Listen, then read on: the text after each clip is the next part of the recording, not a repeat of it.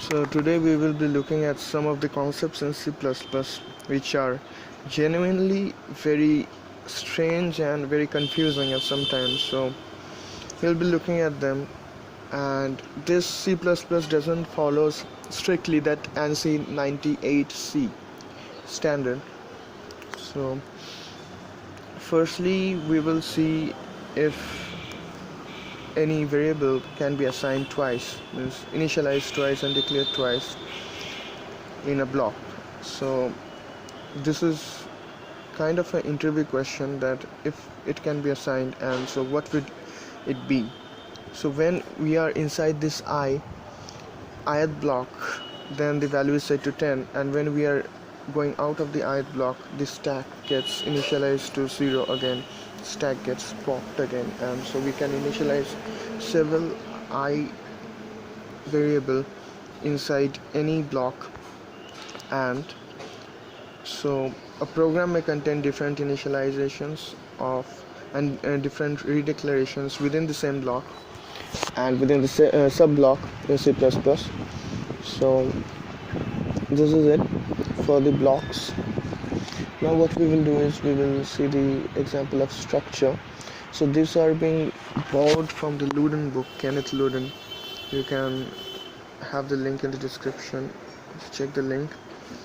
So what we are doing is we are creating a structure and seeing that if the structure follows certain norms which validates the generality of C++.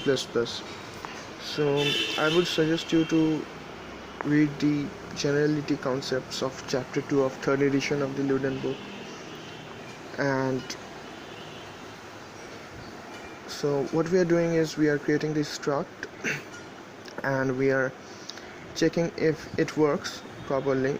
And so okay, yeah, in structures, inside the structure we can't have stdc out, and so we are setting the structures outside the structures, and we are printing it from the class, from the main. So we are printing it from the main. There shall be no print statement or cout statement inside the structure, because it is just a data type, so it can't have cout. And we can have several of these things of like structures within a structures within a structures. So that is a demo of the structures.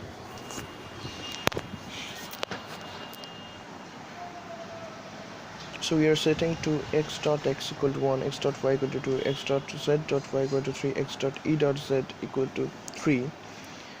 So if we are accessing a member that doesn't exist, so it will give an error, obviously. And for some reason x dot z dot y doesn't exist, so we are setting it to character. So for character, yep, will be converted to string.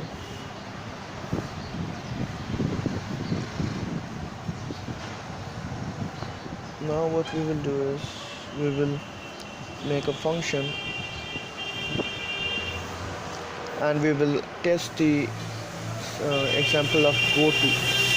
So goto is kind of an obscure practice in programming language, because when we are using goto we can set an unconditional jump like jc command in 8085, and it can go anywhere.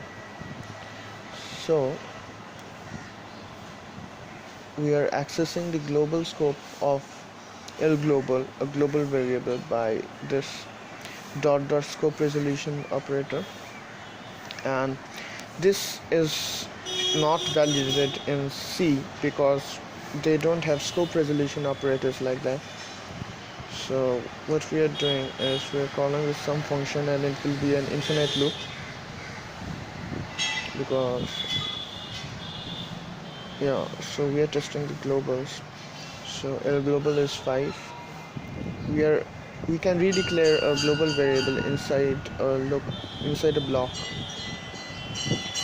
So this will create the infinite loop.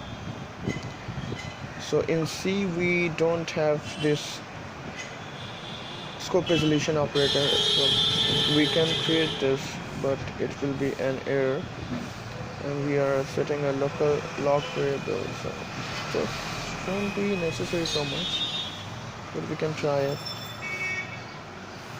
Log variable equal to 0, then go to x.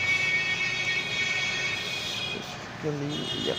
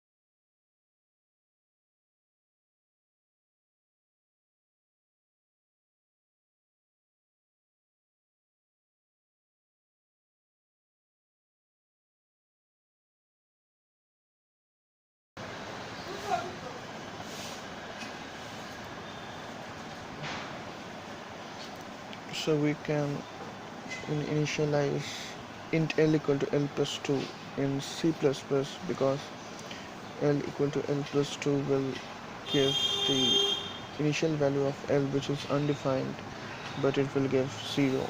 So this is a exception violating the ANSI C++ standard, since it may contain garbage. So this is it. So thanks for watching.